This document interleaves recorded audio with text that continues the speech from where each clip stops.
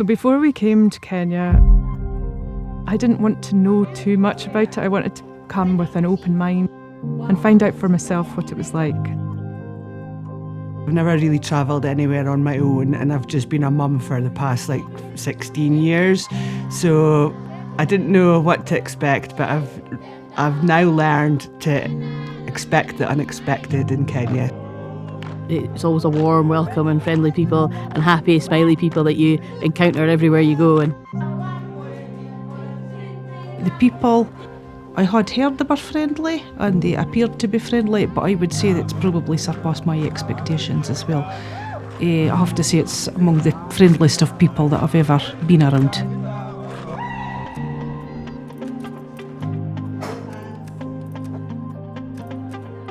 In terms of learning, I probably didn't give it too much thought because I wanted to be able to experience it firsthand and compare and contrast with what we do.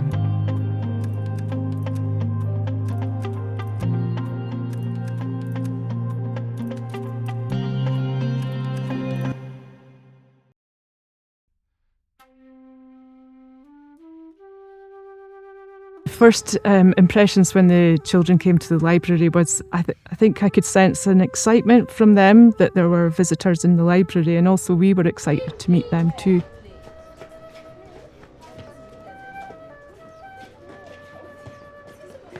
But they were very calm and came in, and they knew the rules, so they sat down calmly, and then they had the story from Emily. Maybe introduced with some singing first, and they knew the routine, so they knew what to expect. And Emily is just so engaging with the young people. They were just so captivated by the storytelling, the singing, and even the craft activities. And for pudding, you've not even had the best. Grass biscuits. Oh, what? Because how are you expecting this story to end? I think I was totally taken aback and overwhelmed with how the kids came in and they were engaged so quickly with Emily and the relevance to the book that Emily was giving the story about, and how they asked questions and they were all so happy and so interested. And then when they started writing and drawing, I think I was blown away with the standard of the writing and drawing. It was much more advanced than some of our kids back home. I was really surprised at, especially the girls. I had an expectation that girls would be a lot quieter and not want to say much, but actually they were the most vocal in that session, the first one. So expectations were totally blown out of the water the first day completely. And that's pretty much been the theme the whole time. We expect something, we turn up, and it's nothing like what we think. I thought Milimani was such a different setting, and as we drove in, they were so excited to see us. We felt like film stars or something like that. It was actually overwhelming for us because they were so happy to see visitors in their school, and so proud of their school and so proud of themselves as well.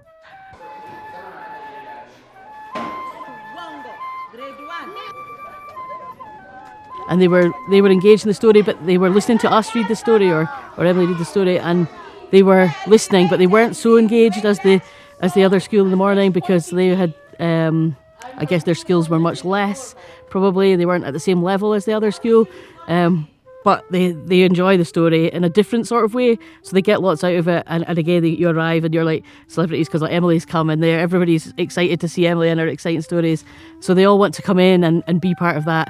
But I think there was some difference in between, like when she did the private school in the morning, they were kind of cottoning on quite quickly that, no, Brenda wasn't a sheep and Brenda was pretending to be one, So they seemed to, but when we went to the public school in the afternoon, they were still a bit dubious, and I think they took a little longer to kind of maybe pick up the thread of the story.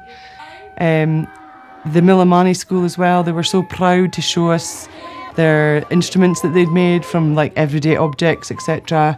They were trying to show us dances, trying to engage with us, etc. So it was really that was not what I was expecting again. But then when I went to Townview, I found that the children there they had more spice about them. They were happy to be a bit more cheeky. Maybe their teacher, they weren't so scared to put across their opinions or whatever, because they're more used to socialised situations, etc. They didn't seem overly overwhelmed by our visit. They were happy to see us like everybody else has been, but they were quite happy to just get on and do the work that we were doing.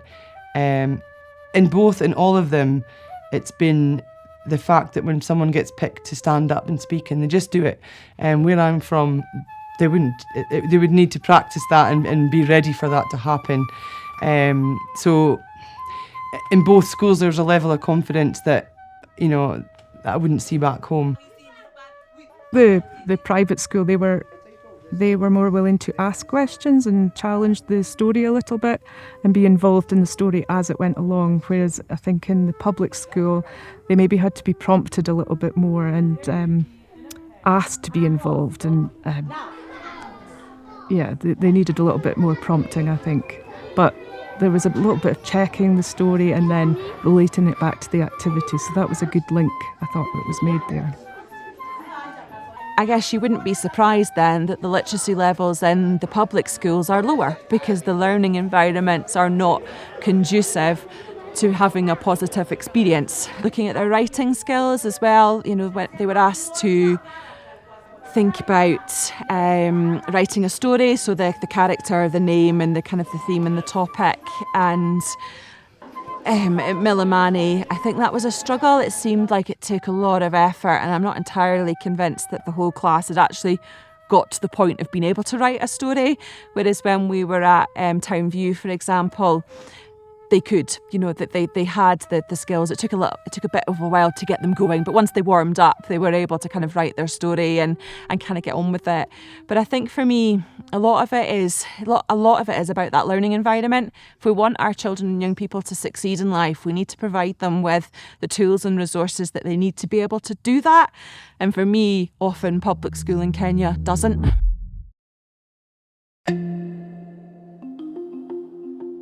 Okay, so that started with the journey. We were told that it wasn't, great terrain, that it was going to be a bumpy ride, but the road literally ended. I wish I'd taken a picture, because it was like civilization, stop.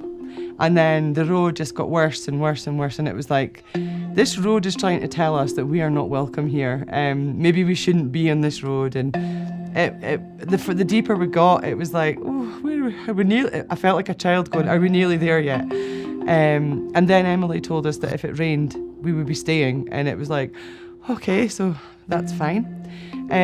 But as soon as we arrived, all of that disappeared. I think arriving at Townview was really special. I think I had that goosebumps when we started to see the women dancing towards the vans, and I've never experienced that before. I've been to more rural communities before in Kenya, and it wasn't like that. It felt like they were including us in their lives and in what they were doing. It didn't feel like a performance. And sometimes I think as white people, when we come to Kenya, we kind of get the special treatment, and I get it. Yes, the day at Townview was special, but it kind of feels like, we were included, we were part of something. They wanted to share their culture, they wanted to share, the work that they've done with Emily and the rest of the travel librarian gang. They wanted us to experience their life, I guess, for a short period of time. I think the Maasai community were so keen to learn. They've got really simple, basic facilities, but they were willing to walk a huge distance to access that for the children, but also for adult learners, which was just so wonderful to see that they were interested and keen to learn more, and they wanted to know more about our culture while we were there. And again, just being able to get that right for them, it was amazing. The story behind the tree, that was how the school started, and now they went to a shed, and then they went to the storage container. it's amazing that that's progressed so quickly in the short space of time, and I'm sure that that'll just continue to evolve. And the lady that let us go into her house, I was expecting them to be a bit more wary of outsiders, and that wasn't the case. Quite a difficult land that they live on. It must be, it's quite remote. Getting supplies must be really challenging. They've obviously got to do lots more planning than somebody like me who stays really at home, stays really close to kind of facilities. You've got this idea, stereotypical tribes having not wanting nothing, just being in their own, but the fact that they're wanting to like move forward but still keep their culture, and the fact that they were welcoming to us, I was a bit scared because I've obviously got tattoos. I'm white and female, I didn't know what to expect, and everybody was so lovely. And another thing, it's the speaking English. It's not only do they speak Swahili in Kenya, they speak English as well, that's something that we need to look at as well. They'd managed to make the community and everyone involved with the project had managed to make that container double the size of what arrived. So it's double the size of the classroom that actually arrived because they were able to make the maximum use of that resource. And so giving them a little bit of kind of things that would be just normal things for us has made a massive difference to what they're able to learn and the skills they're able to build from that. They prepared a meal for us all, and I think I felt a little bit guilty about that because I don't really want you to make a fuss. Just, a glass of water would have been fine. So that was the experience that really made me appreciate my own situation, my own life, and make me realise that I don't appreciate it as much as I should. And the things I worry about and the things I stress about are not important. When I see these people with very little getting on with it and learning and progressing, and no matter what age they were, there was ladies and of a certain age colouring in and really getting into it. They just embrace everything you throw at them.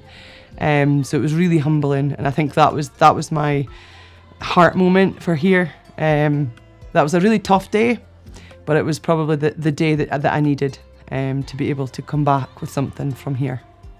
They just seem to have, but I think I've found that not just with the Maasai, but other Kenyans, and I don't mean that derogatively, but what I mean is people just seem to make the best of it here.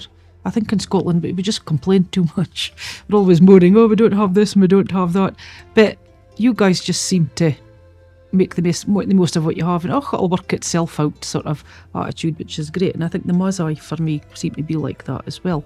I think the most impactful thing for me was sitting on the classroom floor, just interacting with the children. Now, I don't know what their level of literacy is or whether or not they actually understood what I was saying, but there was one little girl who was sitting on the floor and she was pretending to be a cow and she was mooing like this, and I was trying to make pig noises and sheep noises at her as well, and we had this like little connection, and it was just for a moment.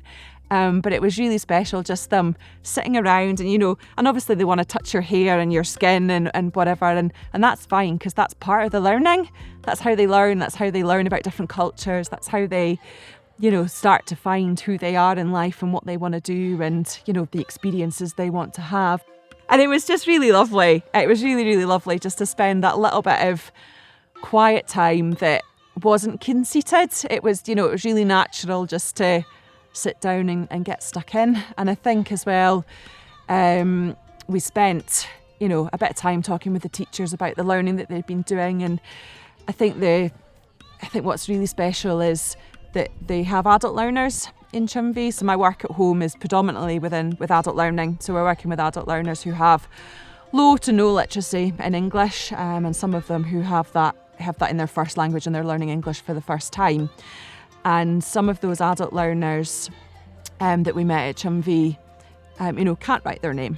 And there was one woman who couldn't write her name, so somebody wrote it for her, but she'd managed to mark the paper at the top of the page with some numbers. And that's a real starting point for somebody. And I would imagine the pride that she felt about writing those numbers on that bit of paper. And that's really special. And it's really important that we recognise those. Sorry, I'm going to cry. we recognise those really important parts for people. Sorry. Because nobody else can recognise that for them. So it's really important that we celebrate those wins. Sorry, I feel like a right idiot.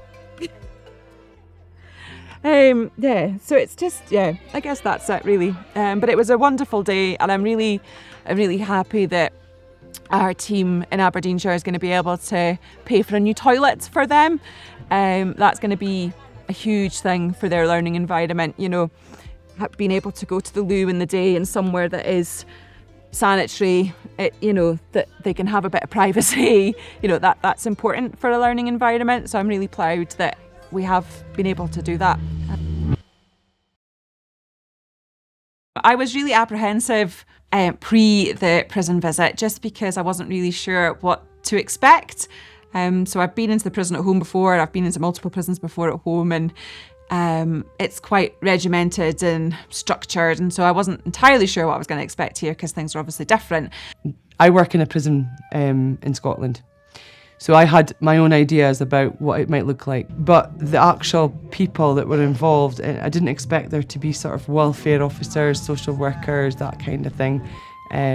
So it was good to see that, again, the library, they've spoken about it being there, because it wasn't there, and now it's, hopefully they're going to make it bigger, so they can see the benefit of filling people's minds with positive stuff through books and through learning skills and crafts, etc., to be able to rehabilitate. So it was good to see that positivity. The library was little, but what I did notice was there was a timetable on the wall which was really similar to the timetable that we follow at Mintlaw Academy. So it was interesting to see that the structure and the fact that the prisoners are wanting to learn, and they're wanting to better themselves. And like when we were listening to them doing the presentation, it was nice to see their culture, but it was also nice to see the progress of some of the prisoners, especially the man that came in and he didn't read, and now he reads and writes, and he's at grade 4. So, that's amazing progress. It was quite inspiring listening to the some of the prisoners that were in there and their stories about how reading in books, discovering books, meant so much to them. I think there was one guy that had said, "I am imprisoned in my body but not in my mind." It was something along those lines. So basically he was saying that books have given him the freedom because he's learned he can probably think for himself, and hopefully that will lead to him being able to, upon release, make better decisions, make better choices, more positive choices for himself when he is released eventually. When we're working in the prisons at home, it's really difficult to get the guys and the women to engage with us. And so they wouldn't be confident enough to stand up and, recite their poem, do a rap. That wouldn't happen. They'd shy away from that. So that was actually a really nice experience to hear them talking about what reading in books and the library meant to them, and some of them even acknowledging the reasons why they might end up in places like that, that they don't have the skills, that they've been idle, those different things. So I think that was something special in terms of them being able to share that with us, because I don't think we'd get that at home. I think we did some reflecting as a group last night, and I think we all agreed that we felt like we were presented with the best possible flowery outcome. And that's fair enough. I know folk won't want visitors to see the negative things, but for me that's probably the bit that's where our support or learning comes in, that we can learn from the good, the bad and the ugly. But what I felt like we saw was like the very, very good and perhaps a little bit false. And a little bit presented. And that, like I said, and that's okay. That is what it is. If I knew that I could read a book back home to that age groups, I would love to be able to do that. The fact that people are, maybe the kids back home are embarrassed or they're worried about what people think they look like, rather than want to get engaged in reading and listening to stories and learning more, that's something that we could take home, because we're missing a trick. we go to different things, I suppose, like it's the library, it's all about reading and things like that, but actually it's so much more than that. When we've been and we've seen, it's like lots of learning with the whole community happen here, which is very different from Scotland. When we do something, it's usually for that particular group of people that are coming, and not everyone's included, sort of thing, or people get dropped off and left there. So I think it's just how inclusive of the community and really ingrained in the community we've found things like that. It's been really good. We'd already been told that our literacy levels in some of our schools are very similar to here. So we knew that already, but actually in reality we've all been quite surprised at how well and how much far forward they are compared to our kids in some schools, and percentages, etc. So like for today, the writing, the handwriting, the spelling, so yeah, I was probably expecting a sort of similar, but actually it's higher. And it's been interesting, I think, to watch Emily and the travelling librarian crew in action. We've reflected quite a lot on how the learning is levelled. So at home we would ordinarily pitch the level at the age group of people that we're working with. But here, that's not necessarily the thinking. Like we were having a little reflection as a team this morning, and we were talking about the joy that colouring brings people, and the joy that books and reading books brings people. And that, for me, is something that I'm really looking forward to taking home. It's not something we would ordinarily do with, say our adult learners or even our young people. We wouldn't give them a picture to colour in.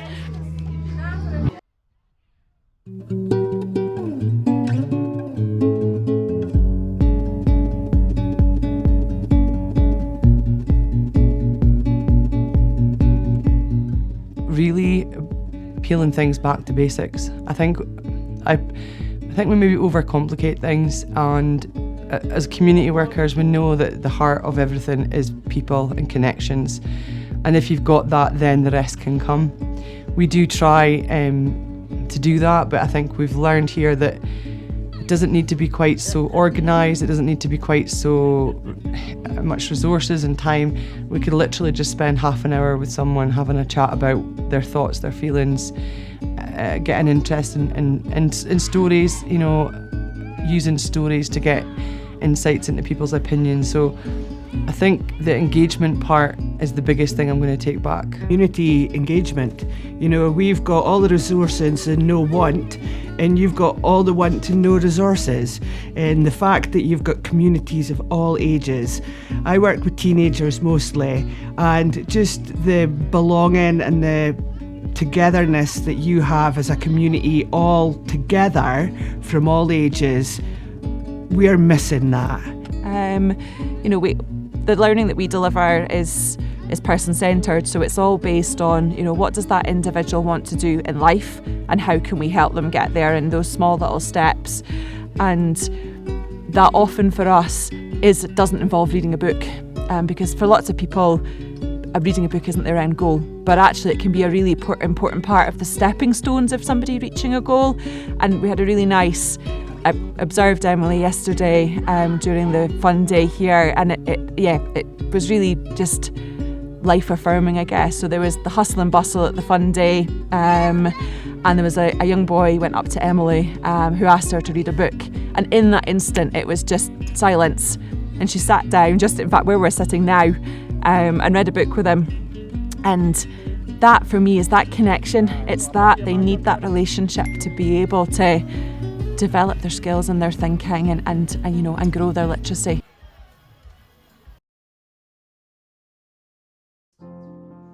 I've been able to identify things that I'd like our teams to be looking at.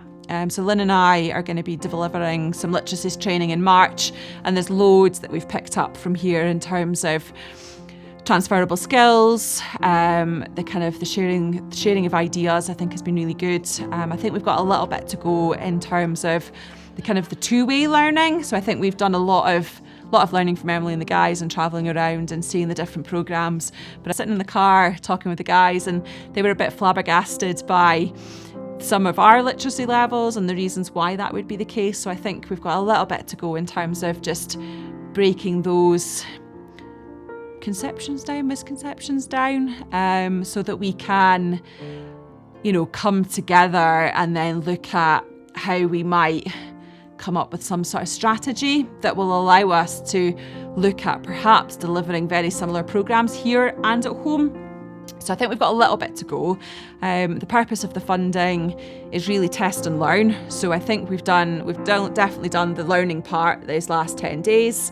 I think now for us it's to go back and do a bit of the testing of what we've learned here.